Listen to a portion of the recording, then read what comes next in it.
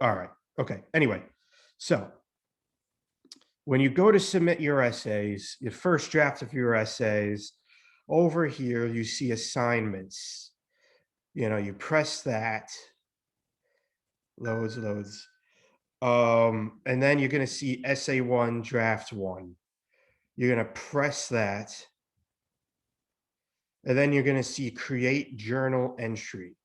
You're gonna press create journal entry. You're gonna add a little title, I don't know, Bartoloni. I'm spelling my own name wrong. Bartoloni essay one. And then instead of posting your essay here, you're gonna go to browse my computer and then select whatever the file is. And then you're gonna press post entry. And that's it. And also, I don't want PDFs. I don't want PDFs. This is very important because in a PDF, I can't put comments on it. And every semester, there's at least one or two students who forgets that. And also, I mean, some people already emails me their essays. Emailing me your essay is fine as long as you also post it on Blackboard. So in other words, if you just email me your essay, unless your computer blows up or your house burns down, then I'll accept email only. Otherwise, though, you have to try to submit it on Blackboard because the problem is us professors, we get a lot of emails, and because of that, an email might get lost in the shuffle or might end up in our junk mail. And so at the end of the semester, if I didn't grade your essay, it's probably because I didn't see it in my emails. And it happens every semester. And as much as I try to avoid that happening, it for whatever reason it happens anyway. And I know Blackboard's a pain in the ass. I get it. But still, try to submit it on Blackboard. Last semester, I had a student, and this was in 111, and in 111, you write many essays. And every essay she posted, she emailed them to me, but I didn't get any of them. So, you know, she was wondering, why did I fail her? Well, because I didn't get any of your essays. Meanwhile, she did write them, she did submit them, and I had to change her grade. So let's like avoid even getting to that point, right? Mr. Um, Professor? yes, First of all, how are you? Are you feeling any better? I am feeling much better. Thank you. You came down with the flu, right? It was a little more than the flu. It was actually the corona flu. Oh, I Yeah, hope but you're I'm feeling good better. now. I'm good now. I'm recovering. That's good. Yep. So the first draft of the essay should be uploaded under assignments, right? That's what you said, right? Yes. And it's 3 pages, and you gotta have another page for citing, right? Correct. Okay. Thank you. I have it done already, but I just wanted to have another look at it before I upload it, so it's probably gonna be uploaded by tonight. All right. I mean, it's a first draft, so don't worry about the grade or what grade. I mean, you're not gonna get a grade. Oh, okay. So, I mean, if you want somebody else to read it, that's fine. That's fine. But try your best. Submit what you have, and you know, we'll see what we could do. Actually, Thank you. that's a good idea for everyone in the future when they write an essay. It's not a bad idea to have somebody else reread it, honestly, because for some reason, sometimes even when we read our own essays, we miss things. So, but if somebody else reads it, then that's obviously another pair of eyes that could help you improve your essay. All right, any other questions? Any other questions? Okay. So what I want to do right now is actually take a look at some of the proposals that you guys sent me, because on those proposals, I actually asked you guys to try to quote, and some people did a good job when it came to quoting, which is actually really encouraging because most students struggle when it comes to quoting. Some people were missing a few things. Other people were completely off, but that's okay because we're all learning, right? Hold on, I'm just trying to check off people's names for attendance. Where is, oh, there she is. Okay. All right. So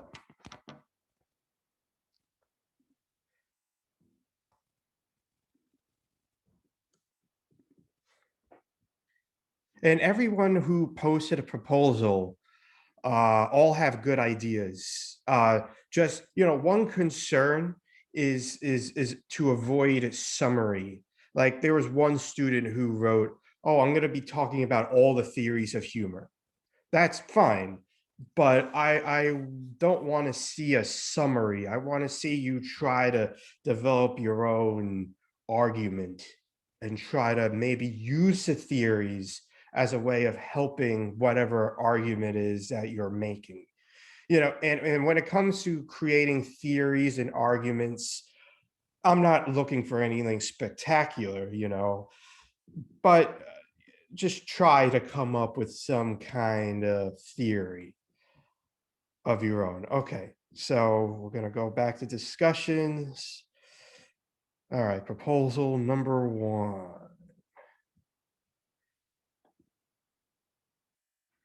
Who should we start with? Should I just start from the top? All right, this is Kayla's proposal.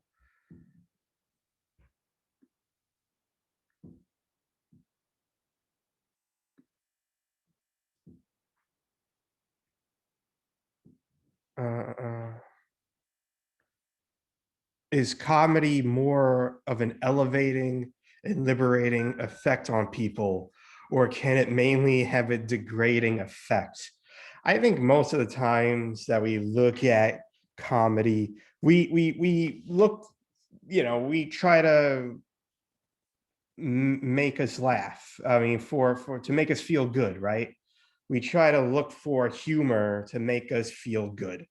That's the purpose of comedy. But yes, it could certainly have a degrading effect. Now, let's look at her format, right? The format of her proposal, which is how I want your essays to look like. So she has her name, she has Professor Bartoloni, she has the class number, she has the date, she has her last name and page number. That's all correct. Essay proposal. Yeah, I mean, in the future, I would like to see more original titles than just, essay one or draft one. Come up with something more original as your title. But still, she has a title, it's double spaced. It's Times New Roman. It looks like it's 12 fonts. So when it comes to format, she's got everything.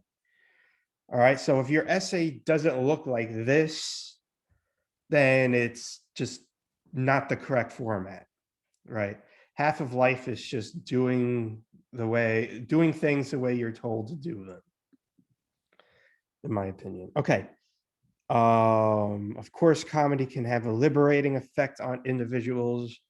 Comedy mainly can help you through rough patches in your life. Yeah, I mean, when we lose a job that sucks, but then her friends said it's pretty funny because it's true. Well, at least you didn't get fired. So that's some humor. I lost my job, but at least I didn't get fired. Now, comedy can, oh, she's focusing on the ambivalence theory of humor. This theory is basically experiencing uh, conflict in situation. experiencing conflicting situations and laughing in serious situations. But I mean, now comedy can definitely have a liberating or elevating effects, but it can also be degrading and harmful. What you may find funny about someone else, you may feel bad about themselves. That individual may become your victim. Now you may think, well, that person should have thick skin. So yeah, I mean, it's this battle between is comedy good for our mental health, but there are victims as well. So yeah, that's an interesting essay topic. Now let's look at her citations, right? Starting here. So this citation is actually mostly good, except she has the word addition unstated. I think the addition should be stated.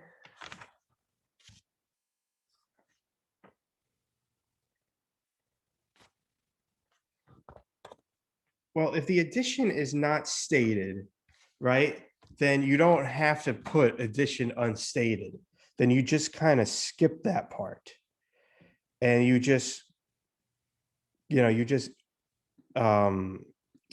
delete that. But for the most part, her citation looks very good. The only other criticism I have is that the first line should be all the way to the left, just like how this paragraph looks. And then the second line is indented. Right. So yeah, she indents the second line. And the first line, for the most part, is as it should be. Okay, now see here, that is actually a boo-boo right there. So let me see if I could, I can't share 2 pages at once. And this is a PDF. So yeah, but anyway, she's That's using the okay. title inside the citation. It should be Freud. Instead of humor, she should have the word Freud here. And then the page number. So this is how it should ultimately look. Hold on, let me.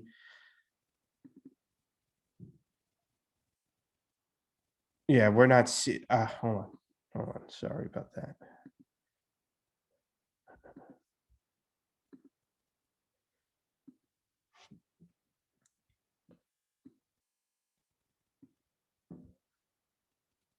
Okay, so satisfaction, right? No, I don't want the automatic capitalization.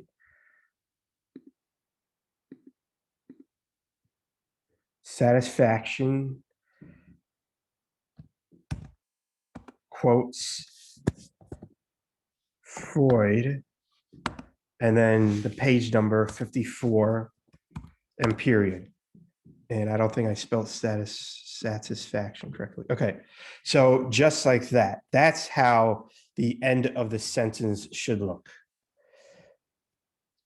Right, so what she does is she puts a period here, and then she puts humor,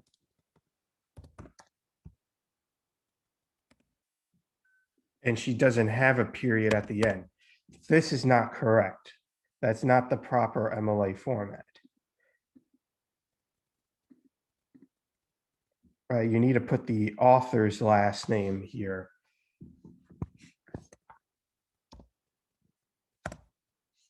For 54, and also technically it's part of the same sentence. So the period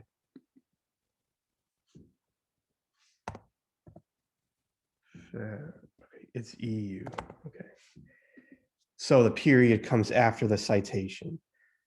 Does that make sense? Yes or no? Yes. Yes. Right. So, it's also she ends that little paragraph with a quote. Typically, you don't want to end a paragraph with a quote. Because the last sentence to the paragraph it often acts as almost like a summary of the whole paragraph itself. So hold on, let me share her screen again. As a paragraph itself. Instead, after the quote, you would then want to quote unquote explain why the quote is there. So let's read her particular quote. To give a better and more understandable example about how comedy can have a liberating effect, Freud gives an example, right? So it should be an example, not a example. Liberating effect. Also, she's repeating the word example. Avoiding repetition is part of good grammar. So, she could have just wrote Freud states illustrates the following, right? To take a crude example, when a criminal who is being led to the gallows on a Monday observes, well, this is a good beginning to the week. He himself is creating the humor. The process works itself in relation to humor, and evidently it affords him a certain satisfaction. Now, what is Freud saying here?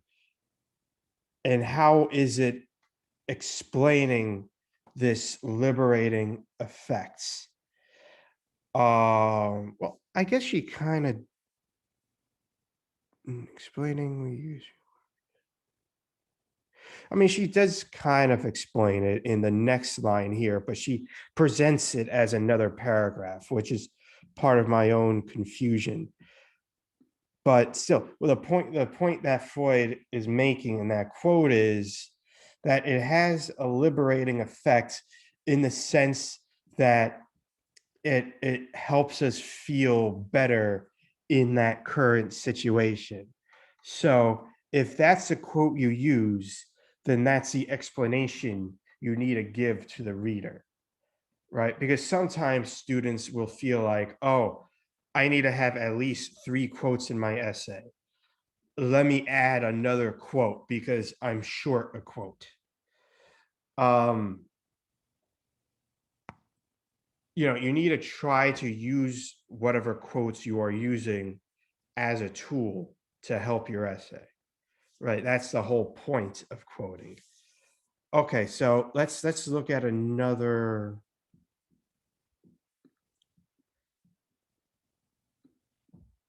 As another proposal, at another proposal.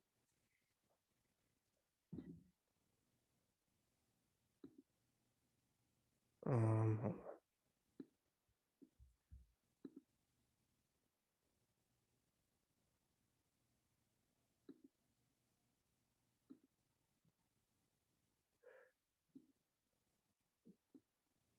Okay. So Destin's focus here is on technology, right? Technology, it's definitely a good essay topic.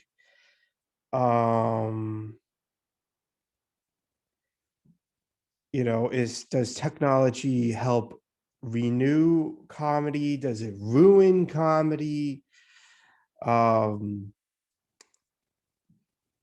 Okay, let's look at his quotes.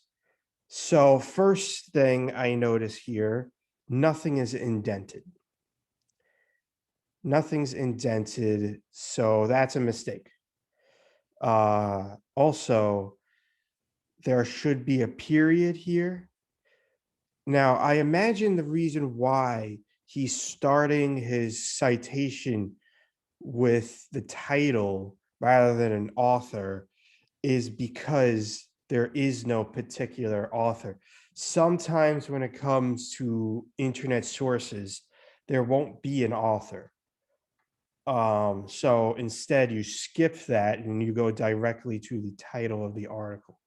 But anyway, his citation should really look like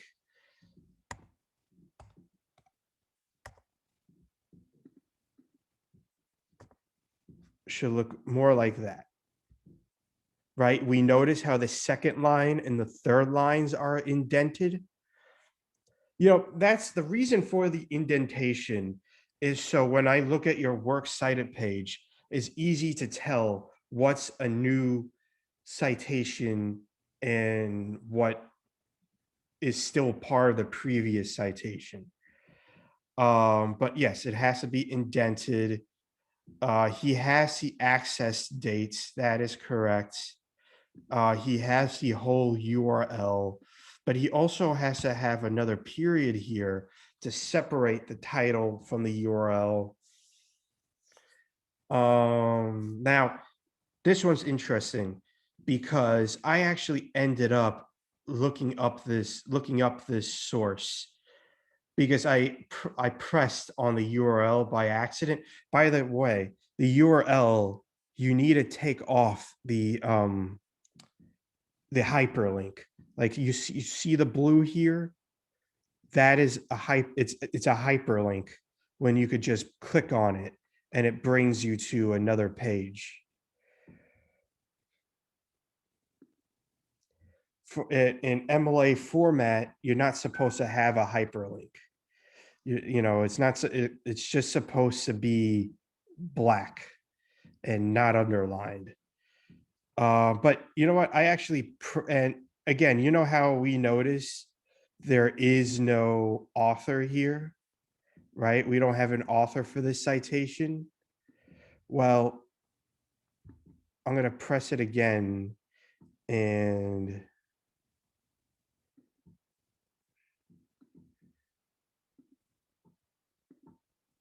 this article does have an author, right? It's right there. Westmore Gary. So if there is an author, you have to list the author's name. And if there's a date, you have to list the date that he published the article. If it's not there, then you don't have to list it. If it's there, you have to list it. Okay. You know, we need to give credit to where credit is due. And if we notice also, he doesn't have a date for when the article was published. He has an access date. He tells us when he looked it up, which is good, but he's also missing the date that it was published. And also we go back to his actual quotes and he doesn't have a page or paragraph number at all in his quotes. He does, you know, put quotations around the quote. That's good, but he's missing a page or paragraph number. And yes, if you have to cite, if there is no page number, you have to count the paragraphs and list the paragraph. So let's say his quote is from this paragraph, right? This one right here. He has to count one. No, I think the article starts here. 1, 2, right? And he would have to write paragraph 2 at the end of his little quote.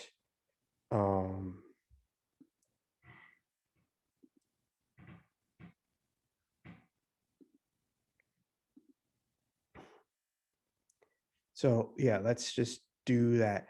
Also, periods, by the way, they go inside the quote, if that's how you're ending your sentence, right? But anyway, that's just a little, you know, grammar rule. But you know, this is how the citation should look. What was this guy's name again? Oh, Westmore, Gary Westmore. Oh, where am I? Oh, I am all over the place.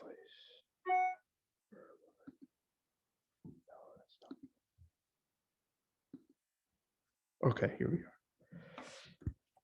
Westmore PAR 2. There. That's how it should look. That is the correct MLA format. And again, I'm putting PAR here because it's not a page number. If it's a page number, I don't have to write anything. I could just put 2. But if it's a paragraph number, yeah, I have to point out that it's a paragraph. And why is that? Well, it's just MLA format. Also, here at the start of the sentence, the idea is expressed clearly in the article why we get so offended online when the author writes, you put those commas there because those are like, natural pauses in the sentence. So, grammatically speaking,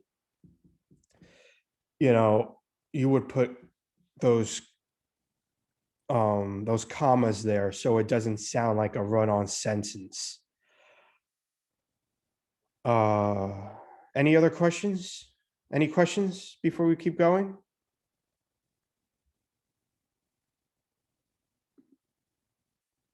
No?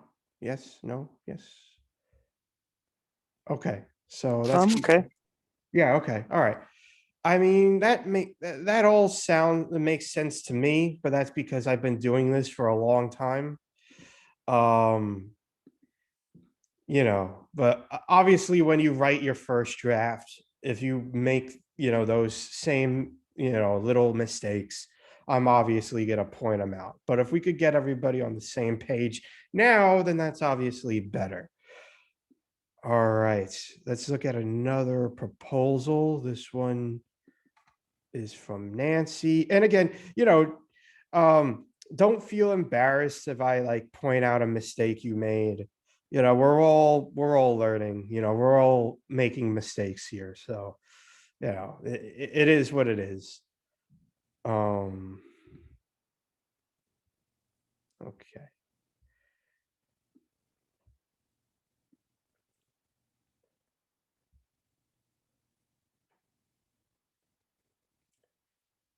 Hold on, I'm trying to share this stuff.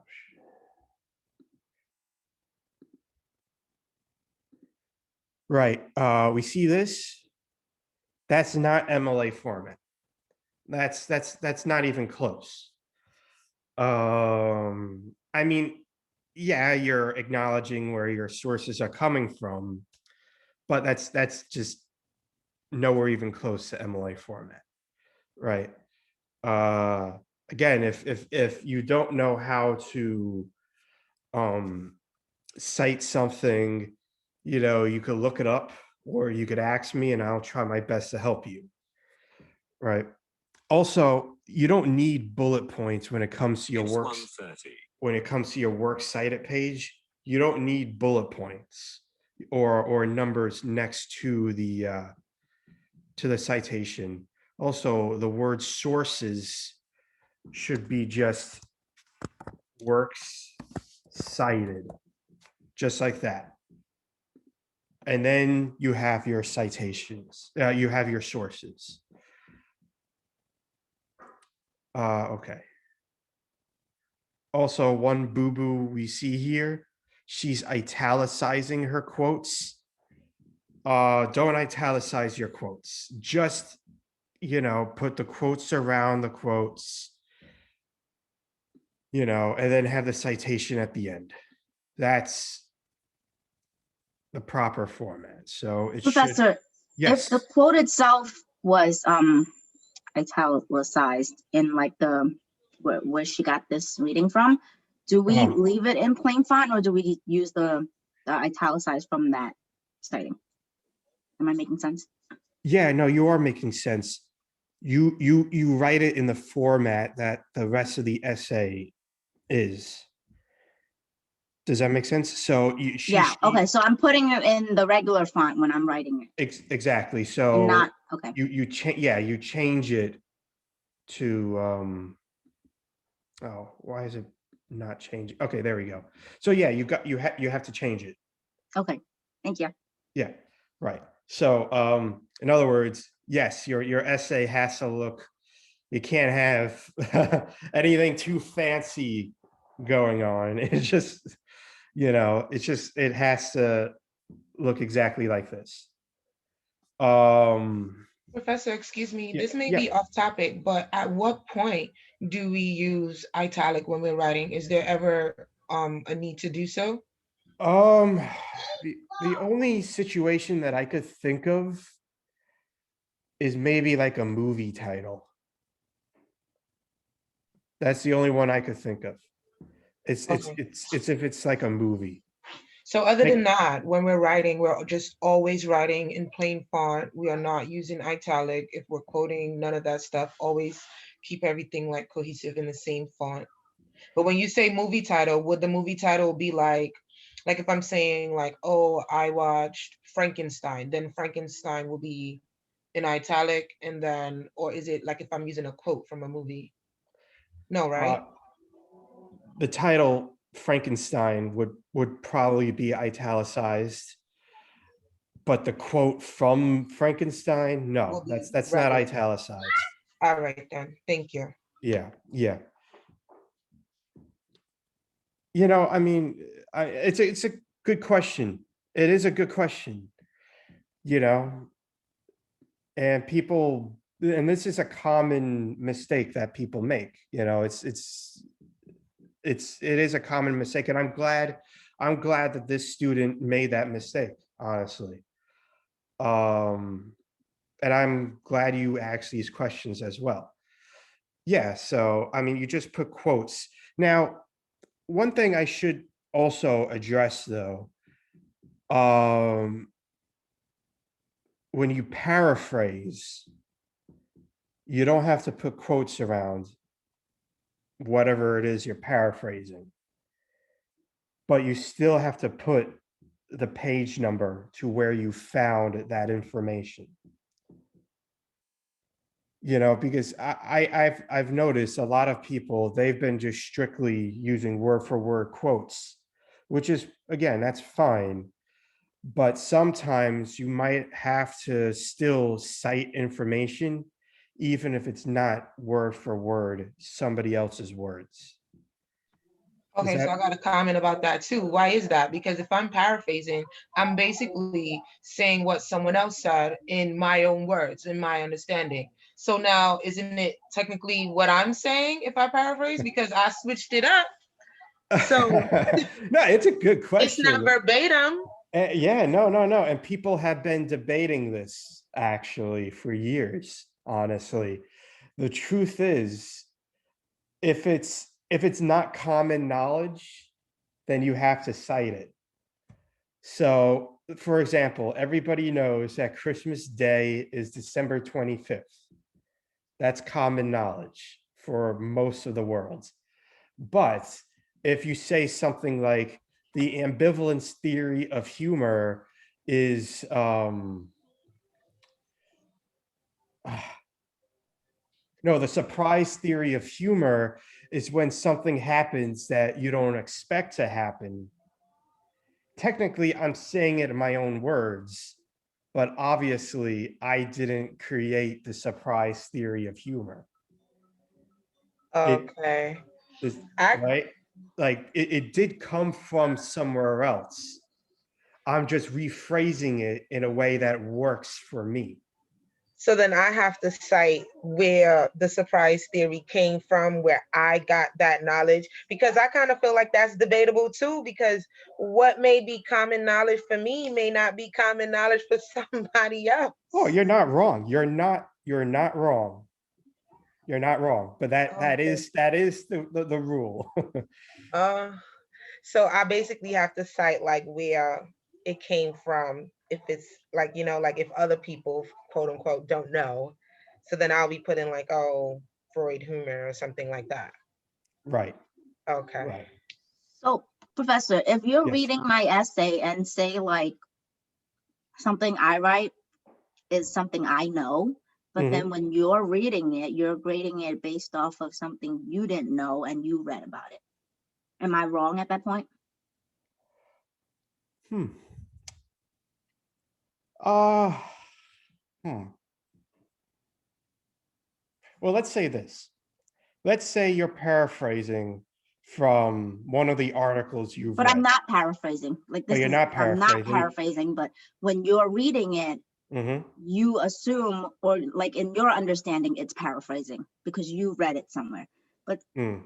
like I didn't read it from somewhere. It was just my writing, Mhm. according to me. Like, how does that work? Like, are you going to say that I was, wrong, that I didn't cite, or am I still right because I technically I'm not paraphrasing anything. Came from me.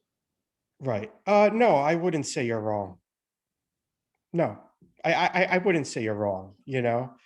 Um, but again, if let's say you're summarizing a point that Leon Rappaport says, Hmm. then you obviously have to acknowledge that this came from Leon Rappaport. But if it's like if it's like knowledge that like um I don't know, the First Amendment is freedom of speech, then I wouldn't say you have to cite that necessarily. Okay, so let me give you But an again, if example. you're summarizing what it says in the Constitution, like this, what it specifically says in the Constitution, then that's kind of different. Okay, I can see that, but what if, like, because in my topic that I changed to has to do with psychology. Mm, If I am taking facts that I learned in a psychology class and putting it in my own words into my essay, mm. am I citing my class that taught it to me, or it's that just knowledge that I learned? I'm just curious. This Yeah, is no, no, just no. It's a good question. It's a legitimate question. Um, hmm. You know what? The only way for me to know for sure is if I read your essay right now. But if you're citing from like a psychology article, then I would cite it. But if it's something you learned, then I think it's different. so then I don't have to cite what I learned. So then that's my own words. Right. Okay. And a lot of this is partially common sense. Like when I read your article, and if it sounds like somebody else's ideas, then it might be somebody else's ideas. But if it's your ideas, you're just applying certain knowledge you learned at some point of your life, then that's fine. Okay. And then Okay. one last thing, when you get a chance, or if we're doing it shows up on your screen share, because I know it's not on my proposal. Mm. How do we quote, like if it's like a really long sentence and I only want like 4 words out of that sentence, can I still quote it? Yeah. You just quote those particular words. You know, you can quote those 4 particular words. You can paraphrase that sentence, or you can use the whole thing and just do what I call a box quote. Okay. But yes, you could quote you could use that. Absolutely. Okay. Thank you. Yeah. I mean, should I talk about box quotes? I think I should. Box quotes is when you use a really long quote.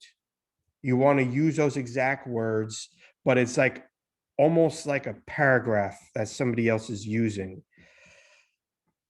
Let me see if I could find an example.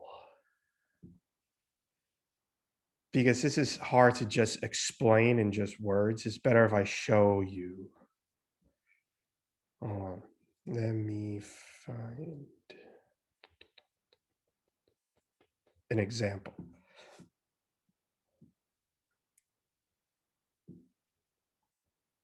Okay, Emily, sample paper.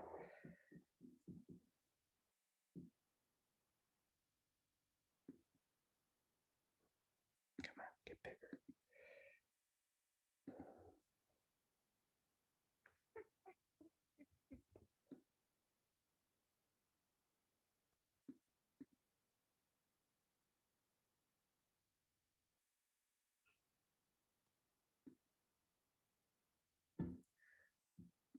All right, screen share. Okay, so let me scroll down to an example of a box quote. Okay, here. Everyone see this? That is an example of a box quote. And in this case, they're calling it block quotes, but box quote, it means the same thing. So when you use really long quotes, you would want to like indent the whole quote and separate it from the rest of the paragraph, and then just put the page number at the end. That's a box quote. I mean, the best way to really avoid having to use box quotes is really just paraphrase their quote. Otherwise, that's the rule for long quotes, is to, again, separate it from the rest of the paragraph and indent every line and then put the page number at the end. Does that make sense? Because I know this is a little confusing, and if you notice also, you don't have to put quotes around a box quote. So I could see how that could get confusing to some people. But again, this only applies to when you use a quote that's like 4 lines long. Otherwise, when you quote word for word from somebody else, you have to put quotes around it. And if you paraphrase, I'm trying to find an example where this person paraphrases. Yeah, like here. This person is paraphrasing whatever research they found. Like, okay, Isaac Newton, the first commissioner of agriculture, ensured these objectives would be realized by stressing research and education while the ultimate goal of helping farmers improve their operations. So obviously, when whomever this person is wrote their essay, they had to learn that information. They weren't, Isaac Newton being the commissioner of agriculture. That's not common knowledge, at least not to our, knowledge. So, but they wanted to paraphrase whatever that research is. So they don't have to put quotes around anything, but they do have to put, the author's last name and page number as to where they learned that information. Right? So, does that make sense? Do we get it now? For the most part? Yes or no? Yes. Yes. Who else? Who else besides Eric? Yes. Yes. said yes. Okay. All right. All right. So that's pretty much the gist of, and oh, you know what? One more thing I want to show you. Yeah, when you write your works cited page, this is how it should look like, right? This is how it should look. There aren't, bullet points. There aren't numbers. The second, third, fourth, fifth lines to a citation are all indented. It's in alphabetical order by author's last name. That's another one, right? Allen comes before Baker, for example. There aren't extra spaces in between citations. Like a mistake a lot of students will do is they will add like big spaces in between citations. No, the way that I know that this is a different citation than this is because this is not indented, but this is, meaning that this is part of this citation, but this is its own citation. It's a whole new citation. A lot of rules, but it's part of having a good works cited page. And again, I'm not expecting everybody to do it perfectly the first time. There are going to be mistakes. I'm just saying though, if you have the word sources here or citations or anything else but works cited, then that's wrong. Then that's not correct. You know, and if let's say your citation is more than one line long, if the second line is not indented, then it's not correct. And you know, sometimes, you know, whatever you're using, whether it's Microsoft Word or Google Docs, they'll, for some reason, when you go to indent, it'll, you know, indent the whole citation. You have to play around with it so it looks the right way. I know that's a lot of information. You know, but I'm recording this video, so you know, if anyone's confused, you could rewatch the video or ask me questions directly. But if we have any questions right now, then this is a good time to ask. So any questions? Yeah, Professor. Yes. For my essay, I'm trying to use interviews, but they're videos. Ooh, mm, Convenience. What I did for my film class when I had to quote stuff or talk about stuff, I did timestamps. okay. So would that be acceptable if I did timestamps? And then provide like the video site in the citations page? Yeah, that's fine. Okay. Yeah. And by the way, YouTube, when it comes to the works cited page, YouTube videos has its own way of citing. And movies, they have their own ways of citing. Hell, even text messages has its own proper MLA format. So, you know, just try to follow whatever that format is. Try to follow it to the best of your ability. Okay, thank you. Yep, no problem. Any other questions? I mean, for your sake, everyone's sake, I think it would be easiest if you quote from a written article. Because chances are during your academic careers, if you need a cite from somewhere, chances are it would be from a written source. But then again, some of us are film majors, some of us are communications majors, you know, but the truth is, yeah, I mean, I would try to find like an academic journal first to help you before anything else. And if you need a quote from a video, then obviously do so. Okay, any other questions? I mean, every question asked so far is excellent. You know, these are all important questions.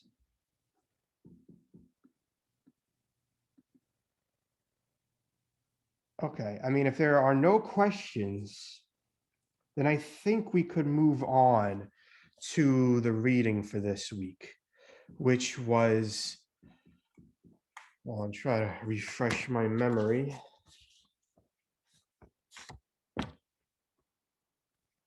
It had to do with government surveillance.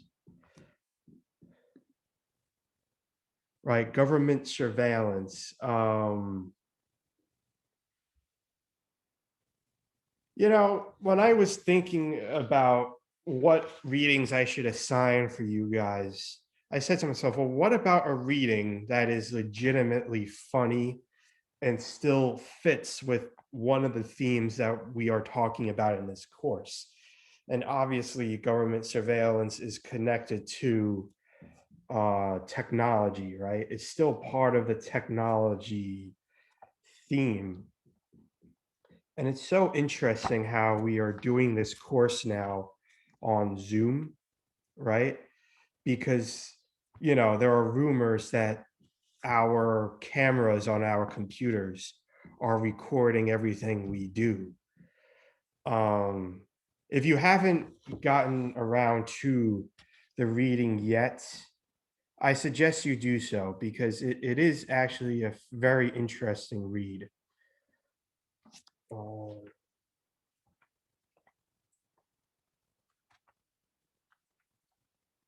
just trying to.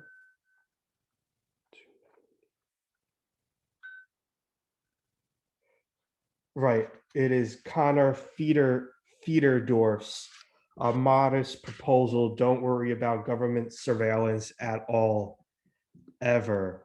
Now, who's familiar with the term satire? Anyone? Satire, what is satire? Michael says yes. So what is satire?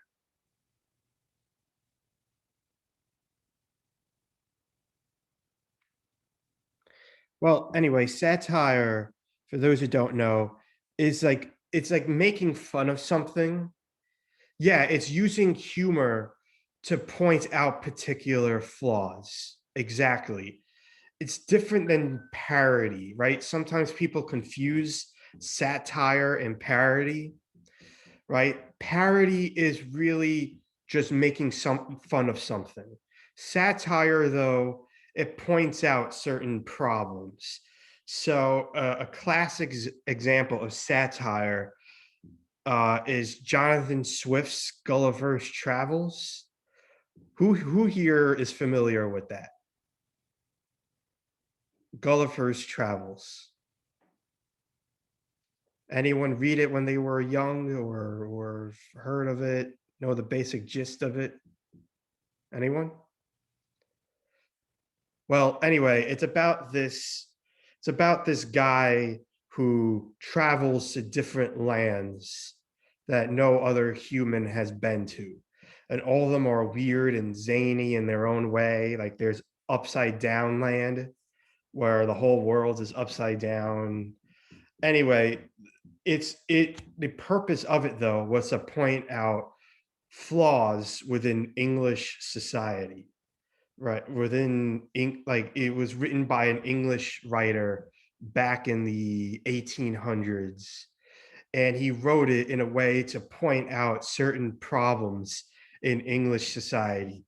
And in The Rhetoric of Humor, before the actual article written by Connor Friedersdorf, it points out that the term A Modest Proposal is actually inspired by an article that Jonathan Swift wrote, actually written in the 1700s. My bad. Gulliver's Travels was written in the 1700s, and Jonathan Swift wrote A Modest Proposal for Preventing the Children of Poor People from being burthened to their parents or country. And the gist of that proposal was that during the 1700s in Protestant England, there was a shortage of food. So his joke, Jonathan Swift's joke, was to eat young Irish children to solve the poverty problems in Ireland. He clearly wasn't serious. He didn't believe that this was actually a good idea, but he wrote it as like a way of making fun of the British government at the time. To say, oh, you're worrying about starvation? Well, if we just eat, starving kids, then we will solve our own food problem, and so Friedersdorf was obviously inspired by that title.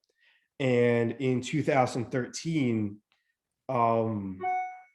Edward Snowden if anyone's familiar with him, he was part of WikiLeaks, and he exposed a bunch of government secrets. And so people thought, oh, is he a traitor for exposing government secrets, or is he actually a hero who, you know, went against the wishes of the government? And Connor Friedersdorf is also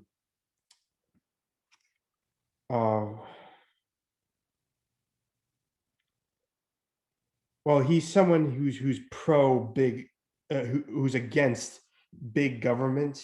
You know, he's against, you know, the government, you know, monitoring everything we do. And actually part of the, after 9/11, the government proposed the Patriot Act, where if the government thought that you were a possible terror threat, then they could monitor everything you do against, you know, even if it's against your permission. So, you know, the question that I asked on the discussion board was, what is Friederdorf's genuine opinion? You know, does he believe that the government should surveil us or not? And if anyone who's read this could tell me what is his tone here? Like, what is Friederdorf's approach?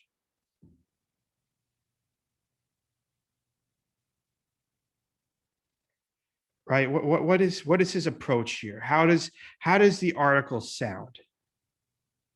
Well, let's just think of this. A modest proposal. Don't worry about government surveillance at all, ever. What tone is that?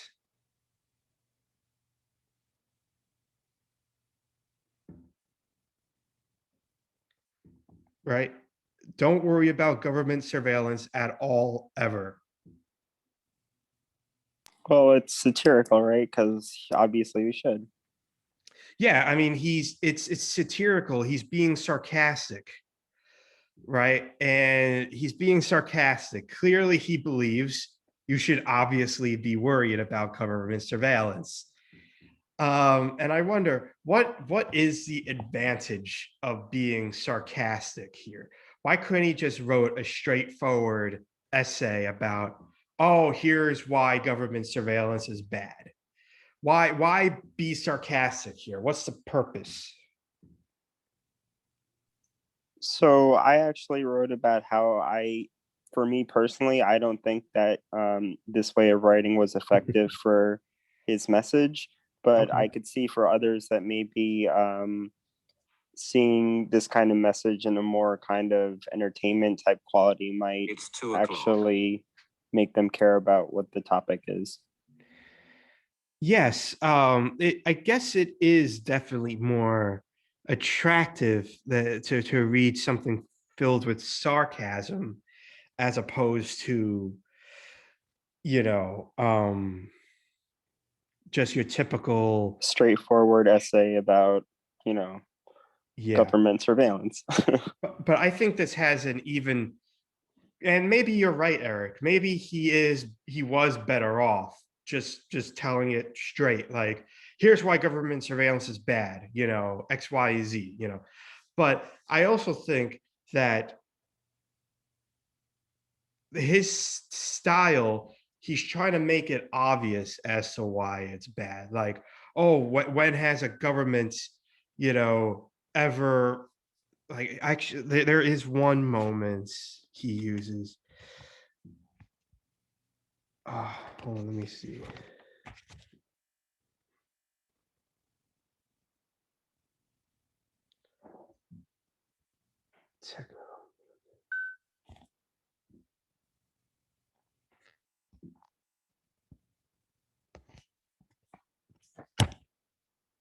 Oh,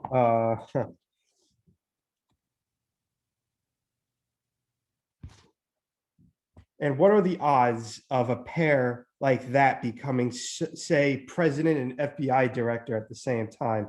He's referring to J. Edgar Hoover and Richard Nixon. Listening to civil liberties, you'd swear that America was capable of building torture chambers. What a bunch of alarmist crazies, right? Like the humor here is that, yes, America does actually have a history of torturing people for information, right? But he's trying to speak from the perspective of somebody who would be ignorant on this matter. Oh yeah, America is a first world country. We would never do something like that. Meanwhile, we had for a long time, we had Guantanamo Bay that did exactly this, that would, torture people for information. And so instead of just pointing out, oh, well, but remember that time that, America, we had Guantanamo Bay. Instead, he's using the sarcasm to kind of point out, yes, this is something we did, and we should know this. We should know that it's something we did. It's obvious that we did. And so that way, I think he kind of, drives the point home even more so than just, telling it as it is. But again, maybe he would have been better off not using sarcasm at all. And I just think about like today when you go, like I actually had this happen to me a few days ago. I was in the mood for lobster. So I said, that I'm in the mood for lobster. And on Facebook, I started seeing advertisements for lobster. And it was bizarre. It was random. I hate when that happens. Yeah. Now, obviously, that's the corporate world, right? Recording us, right? But just imagine if, and this is, partially Feeder Dorsey's point. What if the government, the big bad government, what if they did the same thing? Recorded us against our wills. He does use the example of like, oh, well, maybe the government could use, let's say, your search history on the internet against you. And you could also argue that this is just a direct violation of the Search and Seizure Act, right? You're not allowed to search unless there's a reasonable cause, and you have a written document saying you can, which is, it's what a search warrant is, obviously. So this is just an essay topic to think about in the future. When is too much surveillance a problem, right? Because some people would make the argument that as long as it prevents, let's say, a catastrophic terrorist attack, then it's okay, right? And that's a perfectly fine, legitimate argument. But at one point, is it okay to sacrifice our civil liberties, right, for this, for the means of safety, right? And obviously, whenever I see an advertisement like that on Facebook, it annoys me because I feel like Facebook is stalking me, right? I consider it like the internet is stalking me, like as if a creepy person would be stalking me. Now, we could ask the same question to, obviously, the government, right? Is it okay for our governments to stalk us? And this is a perfectly fine essay topic in the future. And, I even heard, people tell me, oh, whenever you go on your laptop, you should cover your camera so the government doesn't record what you're doing. You know, I mean, and this does obviously walk the line of conspiracy theories. Like, does the government actually and okay, Isabella in the chat room insists that they do. And they probably do, but you know, still, maybe they don't. We don't know. We don't know for sure. You know, and I know this kind of sounds a little bit V for Vendetta-ish, but it's an important question to ask. And so, you know, whomever hasn't read the article yet, you know, do so. Also, there is a little passage in the article that says, you know, when has the government ever taken advantage of your civil liberties, right? And as we know from history, unfortunately, they have taken advantage of our civil liberties. You know, so when you get an opportunity, read the article, participate in the discussion board. Yeah, and if you have any questions about anything, you know, let me know. Post your essay on Blackboard as soon as you possibly could. If it, you know, does anyone have any comments for the Fiederdorf article now? I mean, again, I know not a lot of people participated in the discussion board. But you know, is there anything anyone wants to comment on regarding the article or about just the concept of surveillance at all? No? I'm okay. Yeah. I mean, again, it's just it fits the theme of technology. And instead of reading about articles about humor or somebody else who's humorous, I figured, you know what, let's give people, you know, an article that actually tries to use humor in order to prove a certain point. So yeah, I mean, if there's no questions right now, then obviously you can email me. You could see me during my office hour on Thursday. But yes, please try to post your essay, the first draft, 3 pages. I'm not asking for anything spectacular or Shakespearean, you know, anything amazing. Just do your best and get it to me before, you know, by Monday night, the latest. By Monday night, you know. And if you can't get it to me by Monday night, we'll figure something out. Just the point is get it done by Monday night. I don't, but at the same time, I don't want anyone to feel like I can't write the essay by Monday night. I can't do it. So I'm just not going to do it.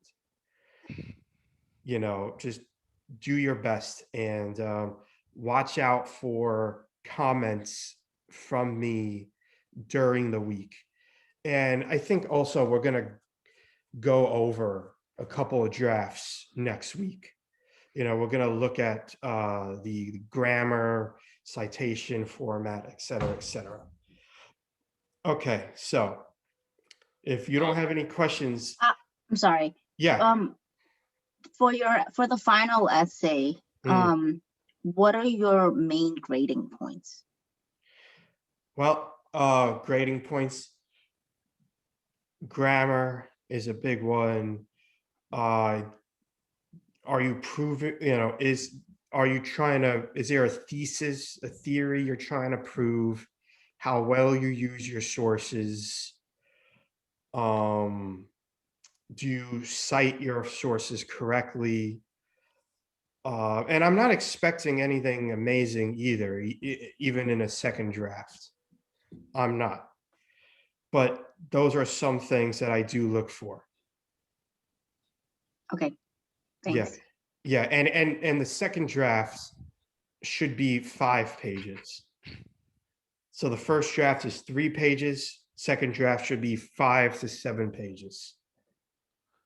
Okay, I have a question. So Yes. I already have around 5 pages, Okay, and that I could submit that. That's fine.